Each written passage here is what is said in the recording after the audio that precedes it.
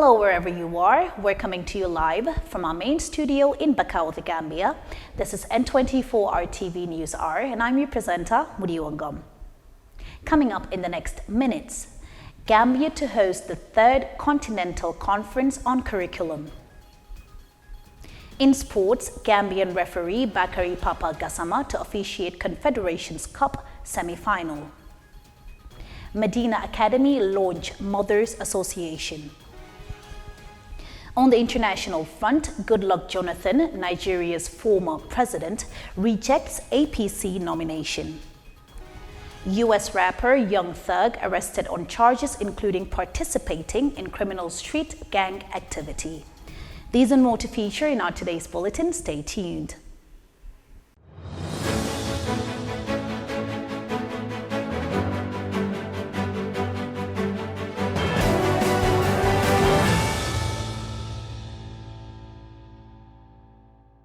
Many thanks for joining us, and we start with the 3rd Continental Conference is set to be held in the Gambia.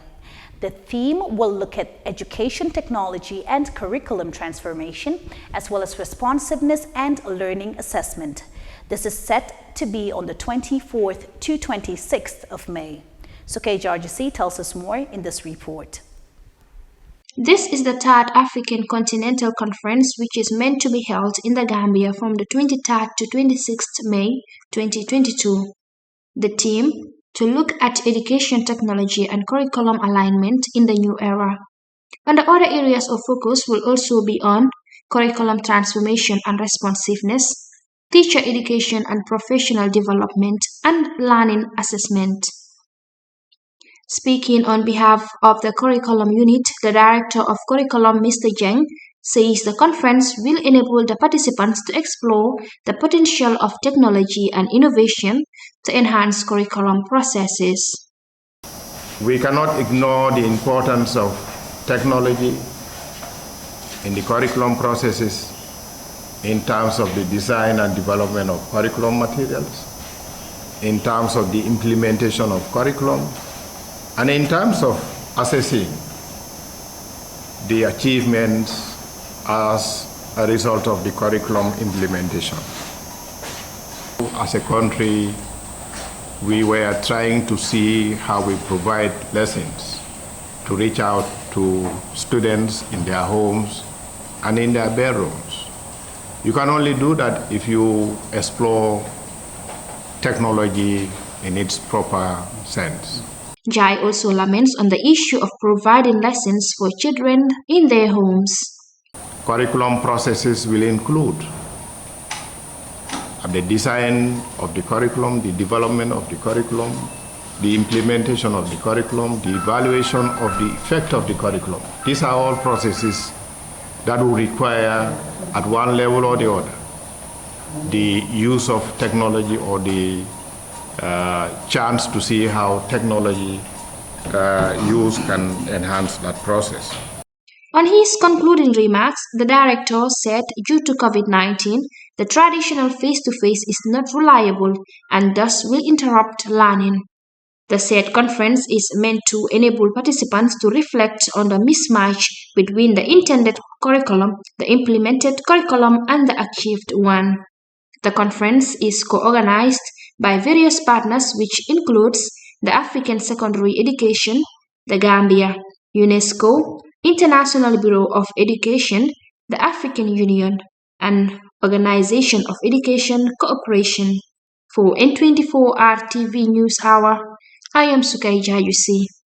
The economic crime trial involving Sehu Drame, former managing director of Gam Petroleum, and Lamin Gassama, operations manager, commenced before presiding judge Justice Hadi Roche at the High Court in Banjul. The duo was arraigned on 3rd May 2022 on 8-count charges, including corruption, malpractices, and economic crime. They are accused of pilfering the sum of $20 million at the Gambia Petroleum facility in Lamin Mandinaring. They pleaded not guilty to the charges, and each of the accused persons was granted bail in the sum of $10 million, and the matter was adjourned to 9th May 2022 for commencement of trial. The state was represented by counsel M.D. Mbalo, whilst the accused persons were represented by lawyers Badu M. Conte and S. Akimbo. When the National Audit Office published its audit report, people all over the Gambia reacted to the report, and the latest to react to it is the Auditor General Karamba Toure. The audit report shows that $669 million was withdrawn. However, the current government says $35 million out of the $669 million was expended by them. There are more of the details in this report. 2 weeks after the publication of the National Audit Office summarized audit report on government's 2017 financial statements, which revealed that government made withdrawals amounting to $669 million without approval of the account general from the so-called special security accounts. The Auditor General has broken his silence on the matter. The publication generated controversial reactions from Gambians, which forced the government to clarify that only $35 million out of the $669 million was expended by the current government. Responding to a question at the Salvador Conference Center, where his office is hosting a 4-day international forum of auditors, Auditor General Karamba Toure said this whole controversy is like looking for a wood in a forest. He said his office had recommended that the account be closed. Names of current and former government officials were reported to have withdrawn from the account. But Mr. Toure added the people who benefited from the payments are not the problem, but the people who opened the account.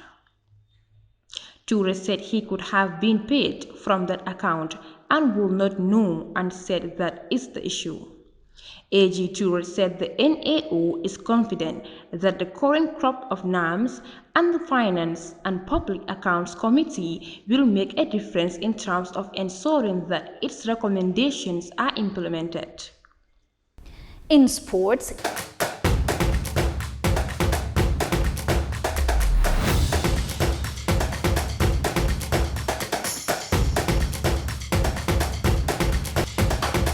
Gambia's top-notch referee Bakary Papa Gassama is set to officiate the African Champions League semi-final despite Algerians having their agenda.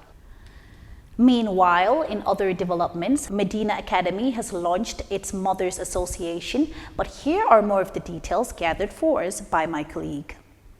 Gambian referee Bakary Gassama continued to enjoy the confidence and trust of the continent football governing body CAF and by extension FIFA. Papa was picked as the central referee for the all-important CAF Confederation Cup semi-final between South African giant club Orlando Pirates and Libyan club Al Ahly in Tripoli. The game will be played on 15th May. Elsewhere, the Lamin-based Medina United Football Academy launched a Mothers Association at a ceremony where a component of the academy, the Latjor Center, was also opened. The late Gabriel Latjor Ndao was a great Gambian footballer, also fondly called Drunken Master. Presiding over the ceremony, the Minister of Youth and Sports, Bakary Baji, commended the initiative taken by the academy to give a frontline role in the participation of the mothers of children registered at the academy. He paid tribute to the owners of the academy for their initiative and great contribution to the development of football. Sana Jobate, the general manager of the academy, revealed that there are currently 350 children registered with the academy. He also stated that the Mothers Association will be an arm of the academy, given their vital role in maintaining the children at the academy. Dennis Mendy, president of the Mothers Association, said they are delighted to be involved in the academy and will do their best to motivate and encourage their children to continue nurturing the goals of the academy, which is to achieve excellence in sports and academic work. Meanwhile, the Gabriel Latjor Ndao Center for Excellence, a component of the academy, was also opened to remember the great Gambian footballer who passed away recently. And away from those latest happenings in sports, let's now look at the latest of the internationals.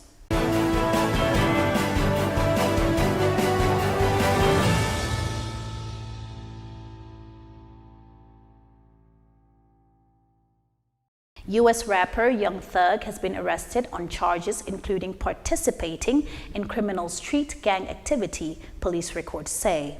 The 30-year-old, whose real name is Jeffrey Lamar Williams, has been arrested as part of a larger grand jury indictment which names 28 members and associates of his record label YSL. The indictment defines YSL as a criminal street gang. Another rapper, Gunna, was also named in the indictment. Young Thug last year topped the U.S. album charts with Punk. He also co-wrote the critically acclaimed, much talked about Donald Glover's song, This Is America. As well as being charged with criminal street gang activity, he has also been charged with conspiring to violate a federal law aimed at combating organized crime. Young Thug is being held in Fulton County Jail and is due to appear in court. Away from that, former Nigerian President Goodluck Jonathan has rejected a presidential nomination form, saying it was bought without his consent. The form was for the ruling All Progressives Conference, APC, that defeated Mr. Jonathan in 2015 after he had been in power for 5 years. A supporters group brought the nomination form on his behalf on Monday, continuing the trend of aspirants using proxies to purchase the form. But a statement by the former president's spokesman said Mr. Jonathan was not aware of this bid and did not authorize it. It stated that if the former president wanted to contest an election, he would make his intentions clear to the public and will not enter through the back door. Nigeria's main political parties are expected to hold their primaries later this month to meet the Election Commission's deadline of 3rd June for the submission of their candidates for the February 2023 election. And I'm afraid that's all the time we have in today's bulletin, but keep connected to your favorite N24RTV. Bye for now.